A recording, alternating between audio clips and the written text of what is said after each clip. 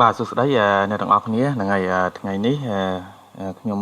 នឹងមកប្រាប់ពីរបៀប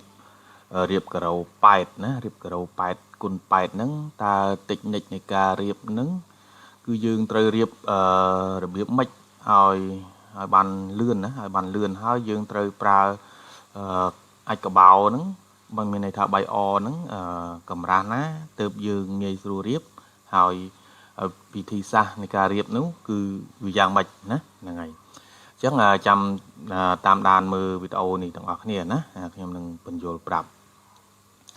អូខេឥឡូវយើងមកមើលវីដេអូនេះមួយនេះជារបៀប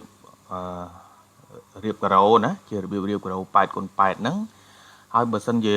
បងប្អូនចង់រៀបការ៉ូនឹងឲ្យវាបានស្រួលហើយមានន័យថាចង់រៀបទៅឲ្យបានលឿនណាឲ្យបានលឿនគឺយើងត្រូវធ្វើយ៉ាងម៉េចឲ្យបានលឿនហ្នឹងហើយប្រភេទការ៉ូប៉ែតគុណប៉ែតនេះវាខុសពីការ៉ូ6គុណ6ណាវាខុសគ្នាមានន័យថាខុសគ្នានៃការលបឿននៃការរៀបហ្នឹងគឺខុសគ្នាហើយរបៀបនៃការរៀបហ្នឹងក៏វាខុសនៃការតិចនិចជាមួយតិចនិចនៃការរៀបដូចគ្នាណាហ្នឹងហើយជាក់ស្ដែងនៅក្នុងវីដេអូនេះយើងមើលឃើញហើយបើសិនជាការ៉ូប្រភេទ6គុណ6គឺយើងអត់អាចប្រើ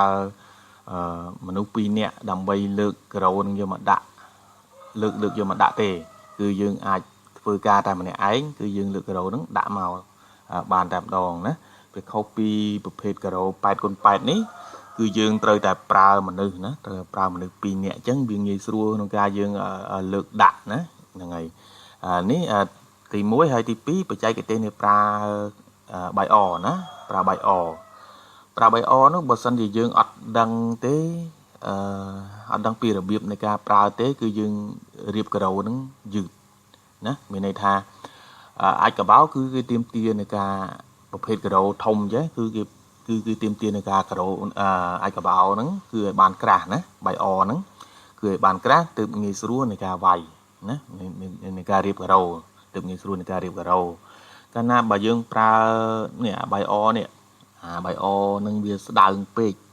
ហើយការ៉ូយើងប្រភេទការ៉ូ8គុណ8ចេះទៀតវាធំកាលណាធំយើងវាយបៃអនឹងស្ដើងពេកគឺយើងវាយការ៉ូនឹងវាអត់ស្រត់ទេណាមានន័យថាវាតឹងយើងវាយទៅវាស្រត់ដែរតែវាស្រត់វាតឹងយើងមានន័យថាវាយទៅវាតឹងដៃហ្នឹងហើយបើសិនជាប្រភេទបៃអនឹងវាបានខ្ពស់អញ្ចឹងយើងវាយទៅគឺវាងាយនឹងការស្រត់ណាវាធូរហើយវាអត់មានបញ្ហាអីទេមិនគិតថាវាវាយទៅធូរហ្នឹងដល់ពេលហើយយើងដើរជន់ដល់អីទៅវាសត់ទេណាអត់កុំបារម្ភអាកន្លែងចំណុចហ្នឹងណាទាំងហើយពេលណាដែលបៃអនឹងវាស្ងួតហើយគឺវារឹងហើយអញ្ចឹងគឺវាអត់មានពាក់ព័ន្ធជាមួយនៃយើងដើរជន់ដើរអីហ្នឹងទៅវាសត់ទេណាហ្នឹងហើយអញ្ចឹងប្រភេទយើងដាក់បៃអនោះតើយើងគួរដាក់កម្រាស់ណាតើគួរដាក់កម្រាស់ណាទើបវាងាយស្រួលណាទើបងាយស្រួលនឹងការរៀបការ៉ូហ្នឹងហើយអញ្ចឹងយើងមកមើលប្រភេទបៃអនេះមើលរូបភាពនេះហ្នឹងហើយនេះជាប្រភេទរូបភាពយើងប្រើបៃអកម្រាស់6ហ៊ុនទៅ7ហ៊ុនណាហ្នឹងហើយអញ្ចឹងប្រភេទការ៉ូ8នេះបើសិនជាយើងអាចឲ្យស្រួលរៀបមែនតើនោះគឺចាប់ពី7ហ៊ុន8ហ៊ុនហ្នឹងប្រភេទបៃអហ្នឹងគឺប៉ុណ្្នឹងគឺយើងងាយស្រួលในការរៀបណាហ្នឹងហើយគ្រាន់តែយើងចុះកម្លាំងនៃការលាយបៃអបន្តិចណាគ្រាន់តែថាយើងវាចុះកម្លាំងនៃការលាយបៃអបន្តិចប៉ុន្តែយើងពេលដែលរៀបការ៉ូហ្នឹងគឺយើងរៀបលឿនណាអញ្ចឹងគឺវាខុសគ្នាគឺយើងលាយបៃអរៀងច្រើនបន្តិចយើងប្រើពេលខ្លីទេណាហ្នឹងហើយតែការ៉ូបើសិនជាយើងរៀបតឹងដៃមានន័យថារៀបយឺតអញ្ចឹងនៅតែវាយជ្រុំនឹងអត់វាវាយអត់ចុះទេគឺអញ្ចឹងមានន័យថាការងារហ្នឹងយឺតជាងប្រើបៃអច្រើនទៀតណាហ្នឹងហើយបៃអប្រភេទការ៉ូ8នេះបើសិនជាយើងដាក់តែត្រឹមតែ4ហ៊ុន3ហ៊ុននេះទេมันងាយទេបងប្អូនវាយមានន័យថាវាយយូរវាយការ៉ូពុកអញ្ចឹងទៅវាយូរវាអត់ងាយចូលស៊ីណាមានន័យថាវាយអត់ងាយស៊ីស្មើសាច់ទេហ្នឹងហើយអញ្ចឹងបើយើងចង់ឲ្យវាបានលឿននោះដូចខ្ញុំបានប្រាប់អញ្ចឹងណា បើសិនជាវាបានលឿនចង់លឿននោះគឺយើងដាក់7ហ៊ុនទៅ8ហ៊ុនអីទៅណាហ្នឹងហើយអញ្ចឹងយើងមកមើលនេះមើលឃើញគេរៀបបាយអទេហ្នឹងហើយឃើញគេទៅសោះអាទៅសោះបាយអហ្នឹងដើម្បីឲ្យវាផុសឡើងហើយគេងាយស្រួលในការរៀបណាហ្នឹងហើយងាយស្រួលในការរៀបតែបើយើងអត់ទៅសោះវាទេយើងប្រហាប់វាអញ្ចឹងពេលដែលយើងរៀបការ៉ូទៅបាយទៅគឺណែនគឺវាណែនអញ្ចឹងធ្វើឲ្យការរៀបការ៉ូយើងនឹងយឺតហើយសម្រាប់គុណភាពនៃការរៀបការ៉ូបាយអប្រភេទបាយអទៅសោះក៏ដោយហាប់ក៏ដោយគឺវាមុំដូចគ្នាពេលដែលបាយអនឹងវារឹងទៅគឺមានន័យថាតាមមាត់តម្ងន់អីមើមហ្នឹងគឺវាអត់សត់ទេណាគឺវាអត់សត់ទេត្រឹមតម្ងន់200គីឡូ300គីឡូឲ្យដាក់ពីលើវាហ្នឹងគឺអត់សត់ទេប្រភេទបាយអទៅសោះចេះណាហ្នឹងហើយអញ្ចឹងគាត់នៅថាការយើងដាក់បាយអមានន័យថាទាបពេកគឺវាយទៅទាំងដៃណាហ្នឹងហើយអញ្ចឹងវីដេអូហ្នឹងគាត់នៅចង់បញ្ជាក់ពីរបៀបតិចនិចនៃការរៀបការ៉ូ 8x8 ណារៀបការ៉ូ 8x8 ហ្នឹងថាតើតិចនិចនៃការរៀបហ្នឹងធ្វើមិនបានលឿនណាហ្នឹងហើយអញ្ចឹងកុំឲ្យបងប្អូនគាត់នេះគាត់ពិបាកហ្នឹងហើយអញ្ចឹងអាចយកមេរៀននេះទៅអនុវត្តទាំងអស់គ្នាបានណាអាចយកទៅឲ្យតេស្តមើលខ្លួនឯងទៅបើសិនជាជាងណាបើសិនណាបងប្អូនជាងអញ្ចឹងអាចតេស្តមើលទៅក៏តេស្តបាយអនឹង3ហ៊ុនជាមួយនឹងបាយអ7 8ហ៊ុនហើយវាយប្រភេទការ៉ូ8ហ្នឹងតើមួយណាវាយលឿនជាងណាមានន័យថារៀបលឿនជាងហ្នឹងហើយអញ្ចឹងសម្រាប់វីដេអូនេះគឺមានតែប៉ុណ្្នឹងទេនៃការបញ្យល់ពីប្រភេទរៀបការ៉ូ 8x8 ជាមួយនឹងប្រភេទតិចនិចនៃការដាក់បាយអណាហ្នឹងហើយដាក់បាយអក៏វាងាយស្រួលដែរណារបៀបថាដាក់បាយអយើងធ្វើម៉េចកុំឲ្យពិបាក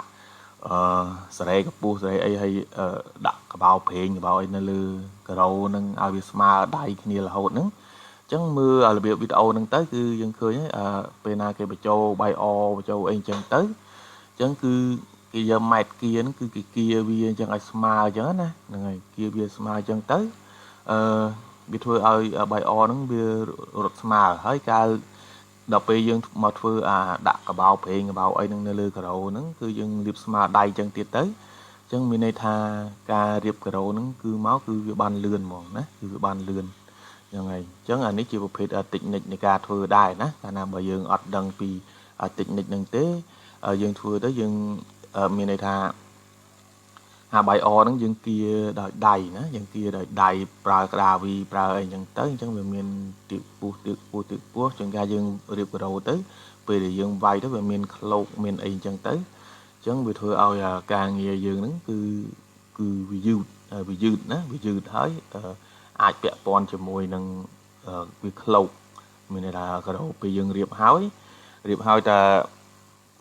មួយថ្ងៃពីរថ្ងៃហ្នឹងគឺយើងដើរឆែកមើលទៅគឺវាក្លោកហើយតែ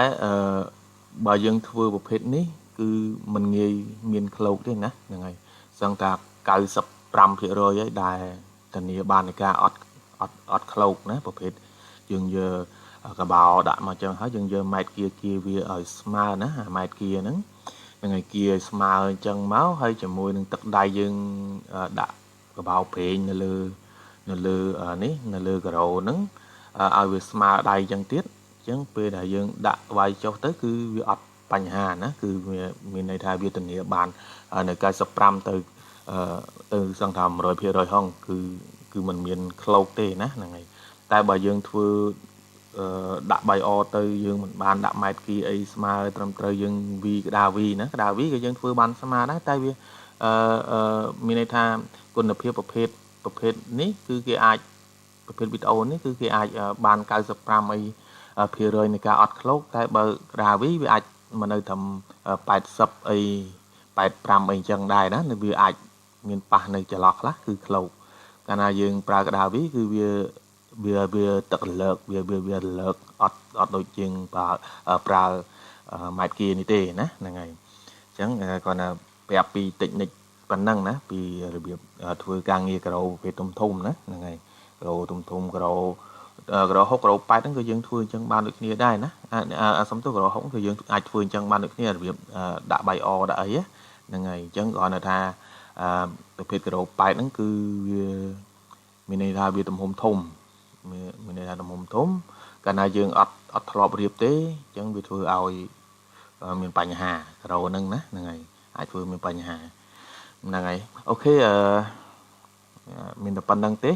ថ្ងៃហ្នឹងហើយអរគុណអ្នកទាំងអស់គ្នាដែលបានចំណាយពេលតាមដានមើលវីដេអូរបស់ខ្ញុំណាហើយអ្នកដែលមិនទាន់បានចុច Subscribe ទេជួយចុច Subscribe នៅខាងក្រោមផងដើម្បីដើម្បីរកចំណេះដឹងនៅថ្ងៃក្រោយបន្ថែមទៀតនៅតាម Channel របស់ខ្ញុំនេះណាហ្នឹងហើយអញ្ចឹងសង្ឃឹមថាបងប្អូនទាំងអស់គ្នាជួយបន្ត Subscribe ណានិងគាំទ្រ Channel របស់ខ្ញុំបន្តទៀតអូខេអរគុណជម្រាបលា